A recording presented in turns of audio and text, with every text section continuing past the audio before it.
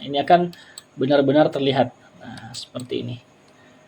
Oke, nah ini perbedaannya ya. Jadi lantai struktural, kemudian yang bagian atas adalah lantai arsitektural. Demikian tutorial dari saya, bagaimana cara kita membuat elemen lantai dengan menggunakan AutoCAD Revit.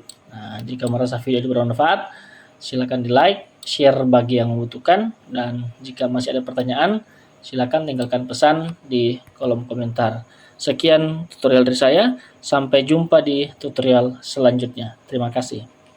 Oke, jumpa lagi bersama saya Fardi Kalomata. Selamat datang di channel Polyblue Engineering. Baiklah, di kesempatan kali ini saya akan melanjutkan tutorial Revit ya.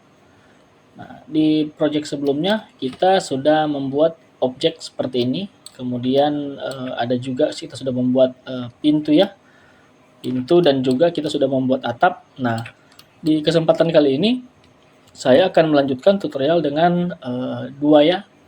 Jadi materinya yang pertama kita akan membuat dinding, kemudian yang kedua kita akan membuat lantai. Nah, untuk lantai sendiri di sini nanti kita terpisah dua. Jadi kalau kita ke floor, ada floor struktural dan juga ada floor arsitektural.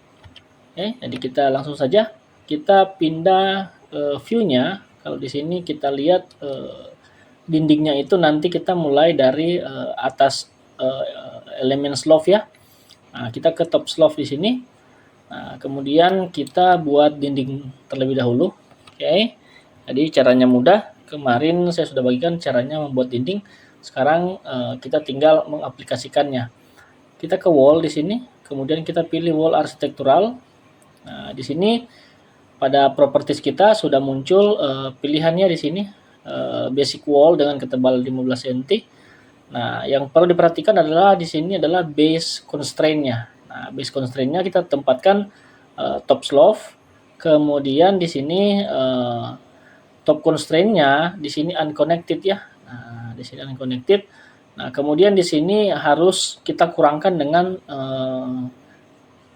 dari ukuran balok ya. Jadi kalau baloknya kita kurangkan di sini 70 cm, berarti hanya menjadi 330 cm ya. Nah, nanti saya jelaskan. Oke, kita klik seperti ini, lalu kita klik seperti ini. Nah, ini kalau kita lihat dari bentuk 3D-nya, oke, dindingnya di sini sudah terbentuk ya. Nah, ini sudah terpasang seperti ini. Nah, jadi kita klik seperti ini. Nah, ini 330 dan base constraint-nya dari atas loft. Nah, ini kalau kita masukkan 400, nah ini secara otomatis dia akan menabrak daripada balok ya, ring balok di atasnya. Kenapa? Karena tingginya tidak kita kurangi dengan tinggi daripada balok itu sendiri. Makanya kita perhatikan di sini untuk ukuran baloknya adalah 40 dikali dengan 70. Nah, maka dinding ini kita harus turunkan 70 cm. Nah, di sini jadinya 330 ya, seperti ini. Enter. Nah, maka di sini sudah tidak akan menabrak balok lagi. Kita kembali ke top slope. Nah, cara yang sama kita ulangi untuk membuat dinding pada bagian sisi luar ya. Jadi di sini topnya bukan pile cap ya, tapi top slope. Untuk top constraint-nya di sini kita ke lantai 2. Oke, seperti ini. Nah, untuk ini kita coba tarik seperti ini ya. Kita klik top slope, kita tarik seperti ini. Nah, perhatikan di sini. Nah, di sini kita sudah ada unconnected 70 cm ya di sini. Nah, top constraint-nya di sini kita ganti ke level 2. Kemudian untuk top base constraint-nya kita ganti ke top slope. Nah, ini sudah jadi seperti ini. Kita perhatikan kembali di sini. Nah, di sini menabrak ya. Nah, menabrak karena di sini kita tidak kurangi ya. Nah, ini bisa kita tarik seperti ini. Ini cara manual ya. Nah, ini. Jadi kita masukkan top offsetnya di sini adalah minus 70. Jadi berbeda ya. Kalau di sini kita sistemnya kita tinggal masukkan 330 dengan menggunakan unconnected height di sini.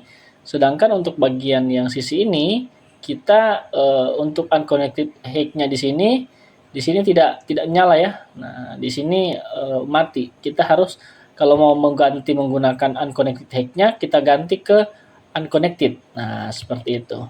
Jadi tidak ke lantai 2, tapi kita ke unconnected, kemudian tingginya 330 ya.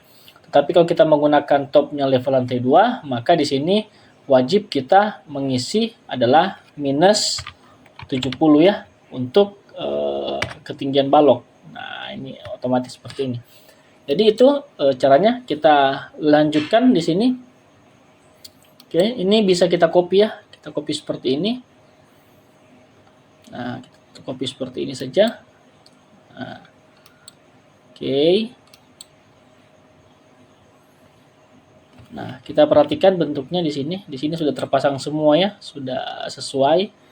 Jadi menggunakan top constraint-nya up to level 2 atau up to level 2, sedangkan top offset-nya kita kurangkan dengan ketinggian daripada balok ya, minus 70. Selanjutnya kita buat bagian depan di sini. Kita ke wall ya, di sini. Wall di sini top slope, kemudian di sini saya gunakan unconnected, di sini saya menggunakan 330. Oke, seperti ini. Nah, saya gambar dari sini ke arah ini ya. Nah, sekarang kita perhatikan di sini sudah tertutup dengan dindingnya. Kalau saya lihat dari bentuk 3 dimensi untuk bagian dalam di sini. Nah, sebenarnya di sini semuanya sudah tertutup dengan dinding. Nah, hanya saja kita belum ada lantai ya di sini. Jadi kalau saya tambahkan satu potongan seperti ini. Nah, ini klik seperti ini. Sorry. Ini ya, kita klik. Oke.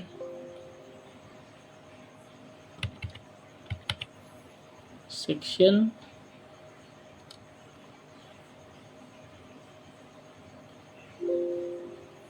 Nggak bisa terlihat ya. Sebentar, saya coba lihat dari lantai 2. Oh, di sini.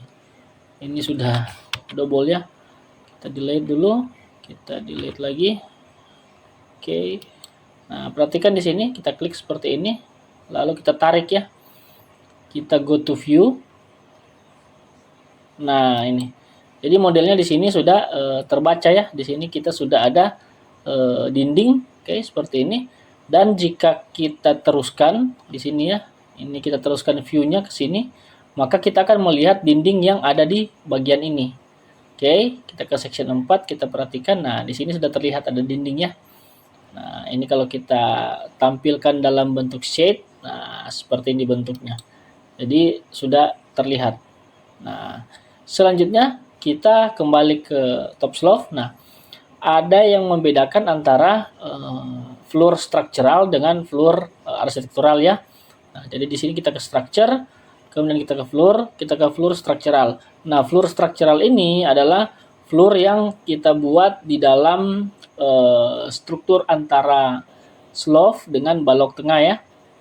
Jadi untuk floor strukturalnya kita seperti ini ya. Jadi levelnya di sini top slope, oke.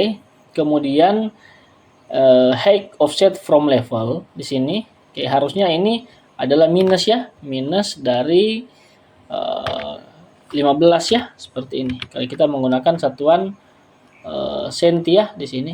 Nah, minus 15. Nah, kita tinggal gambarkan seperti ini. Nah, jadi yang akan menjadi structural daripada structural floor daripada struktur ini adalah seperti ini. Dia modelnya seperti ini. Oke, terus ke sini. Nah, ini kita perhatikan di sini.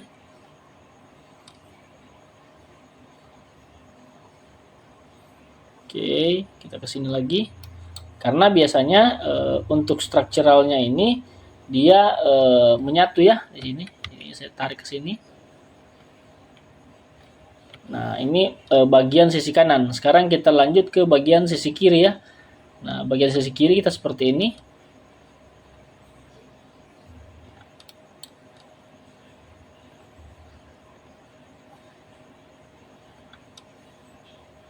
Nah, jika sudah selesai seperti ini, kita bisa klik finish edit mode. Nah, kita perhatikan di sini ada simbol daripada direction span ya. Nah, di sini. Nah, jadi kalau kita kembali ke section 4, di sini terlihat modelnya seperti ini. Nah, ini minus 15 ya, karena kita tadi masukkan minus ya. Ini kalau kita tampilkan 0, maka dia akan berada tepat pada posisi di atasnya. Jadi 15 cm-nya itu dihitung top levelnya adalah sejajar dengan slope ya, seperti ini. Nah, sedangkan bagian slope yang tengah ini dia tidak terpotong. Jadi kita hanya mengecor struktur lantainya sebatas slope dengan slope. Nah, selanjutnya bagaimana dengan lantai arsitektural? Nah, kita kembali ke top slope di sini, ke top slope ya. Nah, kita ke structure. Nah, di arsitektural ini kita tidak punya elemen ya. Jadi kita ke floor di sini, kita ke floor arsitektural. Nah, kita ke floor arsitektural di sini kita ganti. Kita tidak boleh menggunakan tebal lantai 15 cm. Nah, kita di sini kita edit, kita duplicate di sini.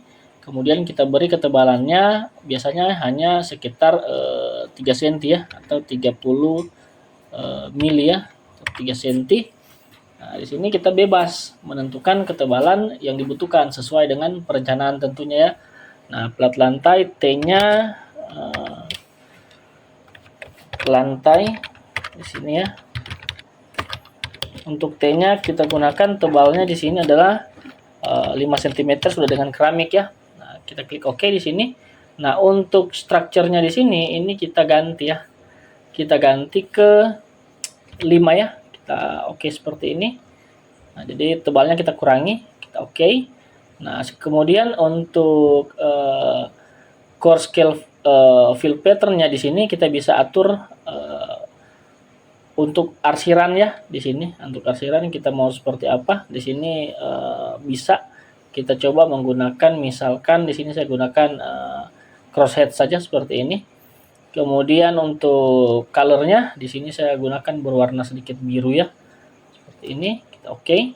Nah, kemudian saya apply, kemudian saya OK. Nah, di sini sudah berganti ya, sudah dengan ketebalan 5 cm. Nah, di sini saya klik seperti ini. Nah, yang dimaksud dengan floor arsitektural adalah dari batas dinding ya di sini. Dari plesteran dia masuk ke kolom sini, kemudian ke dalam dinding bagian sini. Oke, dia ke sini lagi. Oke. Terus seperti ini. Nah, nanti kalau di sini ada dindingnya, nah justru dia akan mengapit di antara dinding. Kita klik seperti ini. Nah, anggap sini dinding, kita teruskan seperti ini. Oke. Nah, ini kita sampai kepada bagian plesteran, lalu kita hubungkan dengan titik yang pertama. Nah, ketika sudah selesai, kita bisa klik finish edit mode ya. Nah, seperti ini.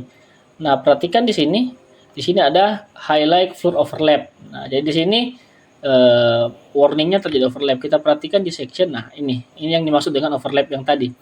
Nah, jadi di sini harusnya kita bisa naikkan ya, dari sini kita naikkan setinggi 5 cm. Nah, seperti ini. Nah, ini sudah jadi. Jadi akan benar-benar kelihatan lantai struktural dengan lantai arsitektural. Jadi kalau kita lihat dari bentuk 3D-nya seperti ini. Saya untuk mempermudah, saya coba gunakan height line seperti ini. Saya blok seperti ini, kemudian saya gunakan fitur sandbox ya. Nah, di sini kita bisa melihat untuk elemennya ya. Nah, di sini saya tutup seperti ini biar tidak terlalu besar. Nah, di sini jelas-jelas terlihat perbedaannya lantai struktur dengan lantai arsitektur ya. Kita set seperti ini. Nah, ini. Jadi bagian bawahnya ini adalah lantai structure. Oke, kemudian bagian atasnya ini adalah lantai arsitektural. Oke, demikian tutorial dari saya bagaimana cara kita membuat lantai ya dengan menggunakan AutoCAD Revit. Nah, ini saya coba tutup seperti ini. Lantai 2 juga saya tutup. Yes, juga saya tutup. Nah, ini untuk mempermudah kita ya. Nah, kita ke view di sini. Kemudian kita gunakan tile view. Nah, ini akan benar-benar terlihat. Nah, seperti ini. Oke. Nah, ini perbedaannya ya. Jadi lantai struktural, kemudian yang bagian atas adalah lantai arsitektural. Demikian tutorial dari saya bagaimana cara kita membuat elemen lantai dengan menggunakan AutoCAD Revit. Nah, jika merasa video ini bermanfaat, silakan di-like, share bagi yang membutuhkan, dan jika masih ada pertanyaan, silakan tinggalkan pesan di kolom komentar. Sekian tutorial dari saya, sampai jumpa di tutorial selanjutnya. Terima kasih.